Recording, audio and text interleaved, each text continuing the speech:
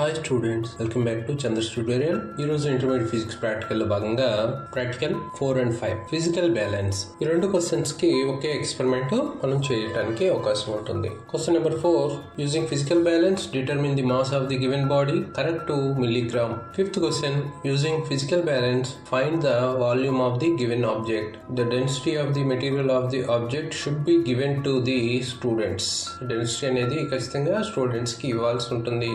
Suppose the density of the object, ఇక్కడ steel body తీసుకుంటాం కాబట్టి దాని density value 7.9 gram per cc గా తీసుకుంటున్నాం. నెక్స్ట్ చూడండి, ఫిజికల్ బ్యాలెన్స్ ఈ మాదిరిగా 2 pans తో ఉంటుంది. మధ్యలో ఒక రిజిడ్ స్టాండ్ ఒకటి ఉంటుంది. దానిపైన ఒక బార్ తో ఈ 2 pans కూడా వేలాడదీయబడి ఉంటాయి. అలాగే సెంటర్ లో చూడండి, P1 అనేది ఒక ఇండికేటర్ ఈ బ్యాలెన్స్ తగ్గట్లుగా అటు ఇటు కదులుతూ ఉంటుంది. అలాగే P2 అనేది ఫిజికల్ బ్యాలెన్స్ పర్ఫెక్ట్ గా హారిజాంటల్ గా ఉందా లేదా అనేది చూపిస్తుంది. ఒకవేళ లేనట్లయితే కింద ఉన్నటువంటి L1 L2 అనే స్క్రూస్ సాయంతో హైట్ ని అటు ఇటుగా అడ్జస్ట్ చేయడం జరుగుతుంది. దాని ద్వారా మనం సారా మట్టాన్ని ఉపయోగించి మనం పర్ఫెక్ట్ గా హారిజాంటల్ గా ఉందా లేదా అనేది చెక్ చేయొచ్చు. Next exam point of view లో ఫస్ట్ రాయాల్సింది ఆపరేటర్స్. ఇక్కడ ఆపరేటర్స్ వచ్చేప్పటికి physical balance, weight box, body whose mass to be determine. ఇక్కడ ఆ బాడీని మనం సింపుల్ పెండులం బాబ్ గా తీసుకుంటాం. Principle physical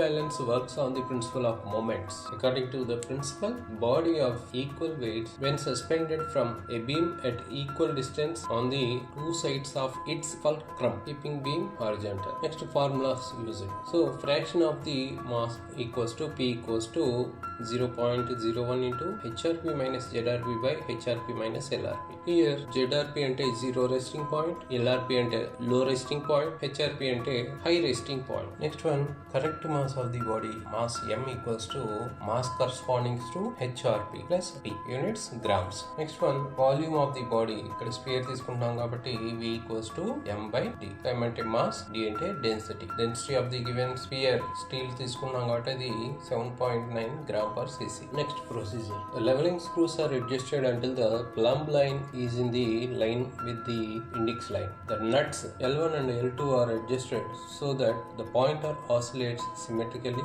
on the either side of the central mark of ivory. Next, the pans of the balance kept empty and the pointer is made to oscillate on the ivory scale. The extreme readings at the pointer P1 turns back are called turning points. Starting from the left side, 5 successive turning points are noted. That is 3 turning points on the left side and 2 turning points on the right side are noted. The average of left side 3 turning points and the right side 2 turning points are calculated. The mean of the above 2 averages is called zero resting point. The given body whose mass is to be determined is placed in the left pan. The weights in the right pan are adjusted in the descending order of magnitude until the pointer oscillates equally on the either side of the central division of the scale. Now the resulting resting point is calculated. If this resting point is greater than the ZRP, it is called high resting point. If the resting point is less than the ZRP,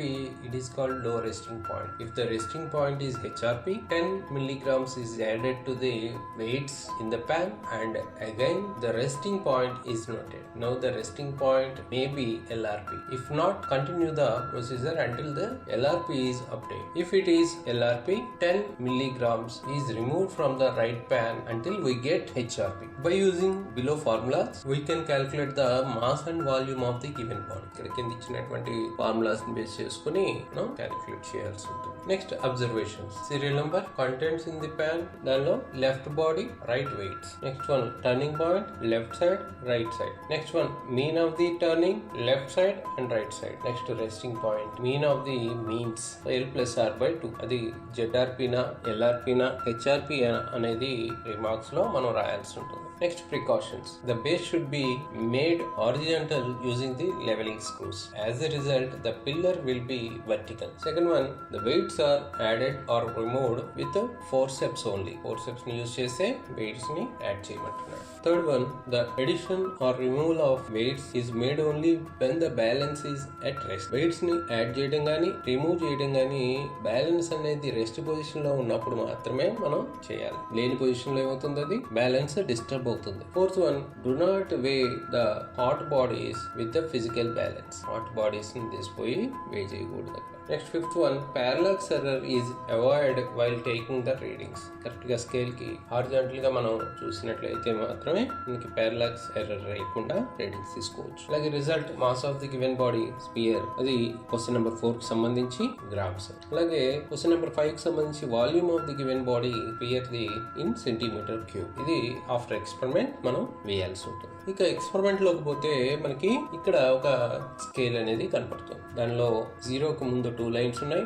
20 తర్వాత 2 lines ఉన్నాయి. So 0, 5, 10, 15, 20 ఈ రకమైనటువంటి scale ని అక్కడ మనం ఊహించుకోవాల్సి ఉంటుంది. Physical balance లో ఈ నంబర్స్ అనేవి కనపడవు, కానీ మనం ఊహించుకోవాలి. ఫిజికల్ బ్యాలెన్స్ మీద ఉన్నటువంటి నీడిల్ ఏం చేస్తుంది అంటే ప్యాన్స్ బ్యాలెన్స్ అయ్యే క్రమాన్ని బట్టి ఈ స్కేల్ మీద సమ్ ఇండికేషన్ ని చూపిస్తూ ఉంటుంది. అది 10 కి ముందుకి వెనక్కి అలా వైబ్రేట్ అవుతూ ఉంటుంది. చూడండి, ఫిజికల్ బ్యాలెన్స్ ఓపెన్ చేసాం. మనం ఎప్పుడు కూడా లెఫ్ట్ సైడ్ ఆబ్జెక్ట్ ని పెట్టాలి. ఎందువల్లంటే మనకి ఎక్కువ రైట్ హ్యాండ్ కన్వీనియంట్ గా ఉంటుంది ఎక్కువ మందికి, కాబట్టి లెఫ్ట్ సైడ్ ని ఆబ్జెక్ట్ ప్యాన్ గా మనం తీసుకుంటాం. అలాగే రైట్ సైడ్ వచ్చేప్పటికి వెయిట్స్ ని మనం వేస్తూ తీస్తూ ఉండాలి by the help of forceps. అలాగే ఎప్పుడైతే ఆబ్జెక్ట్ ని గానీ వెయిట్స్ ని గానీ లోపల పెట్టామో బ్యాలెన్స్ ని పైకి లేపడానికి ముందుగా మనం డోర్స్ క్లోజ్ అయి ఉన్నాయా లేదా అనేది చెక్ చేసుకోవాలి. డోర్స్ క్లోజ్ చేసి ఉంటేనే ఆపరేటర్స్ డిస్టర్బ్ కాకుండా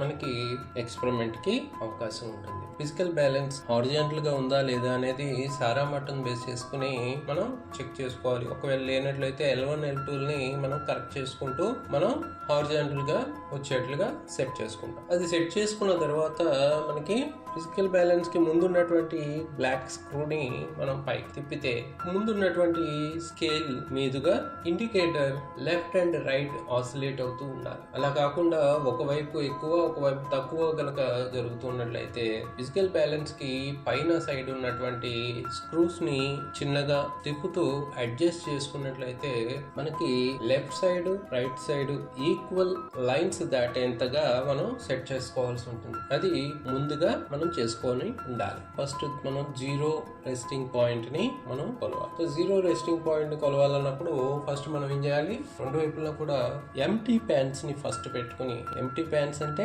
అటువైపు ఇటువైపు ఏమి వేయకుండా మనం ఫిజికల్ బ్యాలెన్స్ ని తిప్పి దాని యొక్క 0 రెస్టింగ్ పాయింట్ ఎక్కడుంది అనేది నోట్ చేసుకోవాల్సి ఉంటుంది. దానికి మనం ఆసిలేట్ అవుతున్నటువంటి నీడిల్ లెఫ్ట్ సైడ్ 3 రీడింగ్స్ ని, అదే క్రమంలో ఉన్నటువంటి రైట్ సైడ్ 2 రీడింగ్స్ ని నోట్ చేసుకుని టాబ్లెట్ చేయాలి. అలా టాబ్లెట్ చేసిన తర్వాత దాని నుంచి యావరేజ్ కనుక్కుని దాన్ని 0 రెస్టింగ్ పాయింట్ గా మనం నోట్ చేసుకుంటాం. ఆ తర్వాత ఆబ్జెక్ట్ ని మనం లెఫ్ట్ సైడ్ ప్యాన్ లో ఉంచి రైట్ సైడ్ ప్యాన్ లో మనం వెయిట్స్ ని ఒక్కొక్కటిగా వేస్తూ ఉంటాం. ఒకవేళ రైట్ సైడ్ ప్యాన్ లో కనుక బరువు ఎక్కువ అయితే ఏం జరుగుతుంది, ఎటువైపు అయితే బరువు తక్కువగా ఉందో ఆ వైపుగా ఈ నీడిల్ అలాగే ఉండిపోతుంది అన్నమాట. అలా జరిగినప్పుడు వెయిట్స్ ని కొంచెం తగ్గించుకుంటూ కరెక్ట్ వెయిట్ కి మనం సెట్ చేసుకోవాల్సి ఉంటుంది. కరెక్ట్ వెయిట్ అనడానికి సూచనగా మనకి ఏం జరుగుతుంది, ఈ needle left and right sides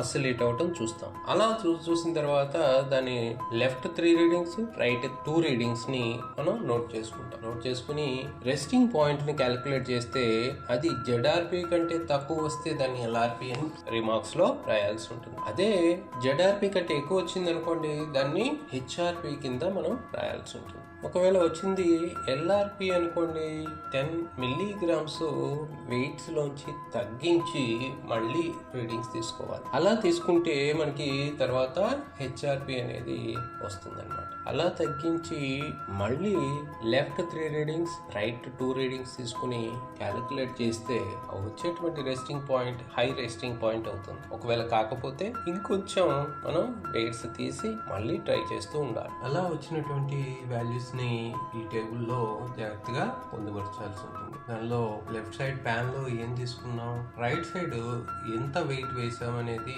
ఖచ్చితంగా నోట్ చేసుకోవాలి. అలాగే left side readings, right side readings వేసుకుని వాటి యావరేజ్ ని టేబుల్లో చూపించినట్లుగా యావరేజ్ చేసుకుని జాగ్రత్తగా ZRP, LRP, HRPలని క్యాలిక్యులేట్ చేయాలి. అలా క్యాలిక్యులేట్ చేసినటువంటి HRP, ZRP, LRPలని ఫ్రాక్షన్ ఆఫ్ మాస్ ఫార్ములాలో మనం వాడుకుని దాని వాల్యూని క్యాలిక్యులేట్ చేస్తాం. ఆ తర్వాత correct mass of the body M = mass corresponding to HR. So HRPకి సంబంధించి ఎంతైతే మాస్ మనం వేసామో ఆ మాస్ ఇక్కడ సబ్స్టిట్యూట్ చేసుకోవాలి. అలాగే వచ్చిన పైన క్యాలిక్యులేట్ చేసినటువంటి P వాల్యూని సబ్స్టిట్యూట్ చేయాలి. చేసి క్యాలిక్యులేట్ చేస్తే mass of the body 62.9 grams అనేది వచ్చింది. ఆ తర్వాత volume of the body V = M/D, that equals to 62.9/7.9 అని వేస్తే 7.962 cm³ అనేది వచ్చింది. ఇలా వచ్చినటువంటి ఈ రిజల్ట్ ని తీసుకుపోయి రిజల్ట్ లో మనం మెన్షన్ చేయాల్సి ఉంటుంది. ఈ వీడియో మీకు నచ్చినట్లయితే లైక్ చేయండి, షేర్ చేయండి, సబ్స్క్రైబ్ చేయండి.